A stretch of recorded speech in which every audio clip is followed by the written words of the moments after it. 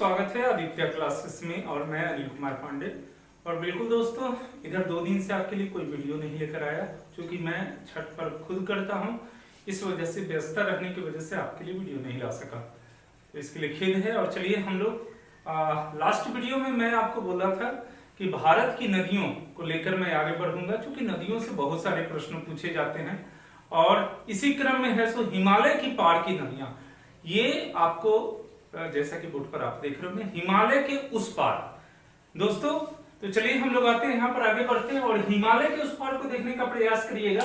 क्योंकि मेरे प्लेलिस्ट में आप जाइएगा वीडियो में, वहां हमारे चैनल पर, और वहां प्लेलिस्ट में जाके देखिएगा हिमालय पार की नदियां, हिमालय पर्वतमाला को, तो वहां पर आपको समझ में आएगा कि हिमालय पर्वतमाला कैसे उनका निर्माण हुआ और किस प्रकार का उनका स्वरूप है। तो आपको एक बार बता दें कि हिमालय पर्वतमाला यहाँ हमारे भारत के यह जो है सो लद्दाख कश्मीर होते हुए एक पूरा नेपाल भी कवर करता हुआ अरुणाचल प्रदेश से आके नीचे की ओर बन जाता है। तो एक तलवार की चाप की तरह इसकी आकृति है हिमालय पर्वतमाला की।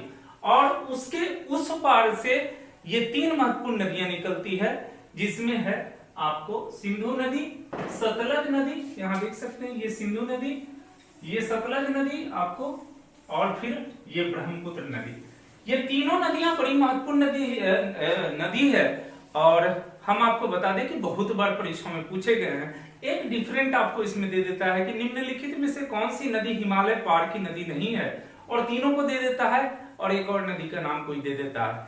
तो इस प्रकार से यहाँ पर आप देख सकते हैं कि सिंधु नदी, ब्रह्मपुत्र और सतलज, ये तीनों है सो हिमालय के उस पार अर्थात तिब्बत में मानसरोवर झील जो है वहां से निकलती है। ये पूरा पार्ट जो है नेपाल के ऊपर का जो भाग है वह मानसरोवर झील है जो तिब्बत में है, हिमालय की उस ओर, और वहां से 3 महत्वपूर्ण नदियां निकलती है। देखिए, एक सिंधु नदी यहाँ से उद्गम स्थल, दूसरा सतलज नदी, तीसरा ब्रह्मपुत्र नदी। यदि इन नदियों की स्थिति को देखेंगे तो एक नदी जो है सो आपको पूर्व दिशा की ओर बह रही है, ये ब्रह्मपुत्र नदी जो है पूर्व दिशा की ओर बढ़ रही है।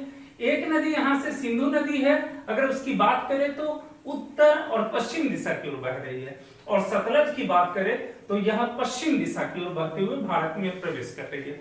तो अभी हम सिंधु नदी को लेकर चलते हैं और सिंधु नदी का क्षेत्र जो है किस प्रकार से है उसको देखेंगे हम लोग। तो देखिए, सिंधु नदी का उद्गम स्थल यहाँ पर मैं बोर्ड पर अंकित कर चुका हूं, यहाँ पे पहले से ही, किसका उद्गम, मानसरोवर झील तिब्बत। बिल्कुल दोस्तों, ये मानसरोवर झील तिब्बत में है और ये इसका उद्गम कैलाश पर्वतमाला उसके समीप में है।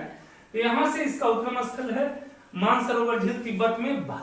भारत में प्रवेश, अब देख सकते हैं कि लद्दाख, ये पूरा पार्ट यहां से इसको कर दीजिए, तो ये पूरा पार्ट जो ऊपर लद्दाख है और ये भाग जम्मू कश्मीर है और ये पूरा भाग लद्दाख है।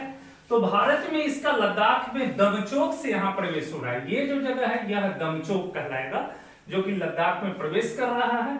तो उस समय में इसकी भारत में इस लेह लद्दाख के समीप से बहती है। अब एक और महत्वपूर्ण बात है कि ये इसकी राजधानी है और यहाँ लेह के समीप से यह बहती हुई आगे बढ़ रही है। भारत में प्रवेश के समय इसका दिशा क्या है, जो चीज प्रश्न बार बार परीक्षा में पूछे जाते हैं उन चीजों को मैं लेकर आगे बढ़ रहा हूं। तो इसकी दिशा क्या है, तो उत्तर और पश्चिम दिशा है। यहाँ देख सकते हैं उत्तर पश्चिम दिशा में यह जो है सो बह रही है। तो ये महत्वपूर्ण हो गया। आपको एक और चीज प्रश्न में पूछा जाता है कि लेह जो है वह लेह के समीप से कौन सी नदी बहती है, तो आपको यह है सो सिंधु नदी। अब आगे बढ़िएगा, गिलगिट लद्दाख के समीप इसकी दिशा दक्षिण में हो जाती है। आप यहाँ देख सकते हैं ये गिलगिट है, बिल्कुल दोस्तों ये गिलगिट है यहाँ, और यहाँ से क्या इसका दिशा होता है, ठीक दक्षिण की दिशा में इसका है सो बहाव हो जाता है। तो ये बहती हुई दक्षिण दिशा में आ गई, तो इसका दिशा दक्षिण हो जाता है। पाकिस्तान में प्रवेश, चिल्लर के निकट दर्दिस्तान जिला, ये जो यहाँ है पाकिस्तान, चूंकि यहाँ तक हमारा भारत का एरिया है और ये प्रवेश कर रहा है पाकिस्तान में, तो यहाँ जो है सो दर्दिस्तान जिला है और उस जगह का नाम क्या है, चिल्लर।